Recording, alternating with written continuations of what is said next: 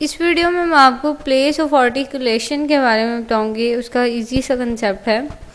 तो place of articulation जो है उसकी डेफिनेशन आपके सामने है कि हम जो भी साउंड प्रोड्यूस करते हैं, जो भी हम बोलते हैं, वो कहाँ से निकलता है, उसकी प्लेस क्या है, उसको हम प्लेस ऑफ आर्टिकुलेशन कहते हैं। कि साउंड जो है वो किस जगह से प्रोड्यूस हुआ है। तो ये प्लेस ऑफ आर्टिकुलेशन की डेफिनेशन थी। अब मैं आपको इसकी प्लेसेस बताती हूँ। जैसे कि हम जब भी कोई वर्ड हमने बोलना होता है या कोई सेंटेंस बोलना होता है तो हमारी क्या क्या चीज़ें जो हैं उसमें यूटिलाइज होती हैं। हमारे लिप्स उसमें इन्वॉल्व होते हैं, हमारे टीथ उसमें इन्वॉल्व होते हैं, और उसके बाद हमारे कुछ ऑर्गन्स जो हैं वो इन्वॉल्व होते हैं।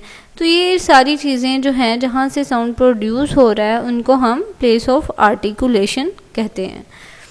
तो ये बहुत ही इजी सा कंसेप्ट था, लिंग्विस्टिक में बहुत ही कॉमन है, फोनेटिक्स के अंडर ये कंसेप्ट आता है।